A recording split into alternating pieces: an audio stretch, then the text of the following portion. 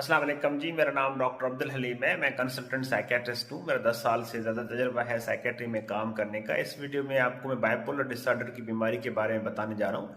Bipolar disorder एक नफसियाती problem है, mood disorder है, जिसमें दो किस्म की अलामात आ सकती हैं। डिप्रेशन के अलामात आ सकते हैं या मैनिया के अलामात आ सकते हैं। इंसान को जब मैनिया के अलामात होते हैं उसमें तेज़ी आती है, बातें ज़्यादा करते हैं, ऊंची ऊंची बातें करते हैं, अपने आप को वली समझते हैं, ख़ास समझते हैं, पैसे ज़्यादा खर्च करते हैं, मज़हब की तरफ रुझान ज़्यादा होता है, ओवर टॉकेटिव बातें ज़्यादा करते हैं, नींद कम हो जाती है, थोड़ी नींद से भी फ्रेश फील करते हैं, लोगों से मिलना जुलना बहुत ज़्यादा होता है और उनको थॉट्स बहुत तेज़ी से आ रही होती हैं और अपने आप को ख़ास समझते हैं और अपने आप को बीमार नहीं समझते और नुकसान भी कर सकते हैं, गुस्सा भी कर सकते हैं, तोड़ फोड़ भी कर सकते हैं। इस तरह की कैफियत बाइपोलर में हो सकती है। डिप्रेशन में उदासी मायूसी होती है, दिल नहीं लगता काम काज में।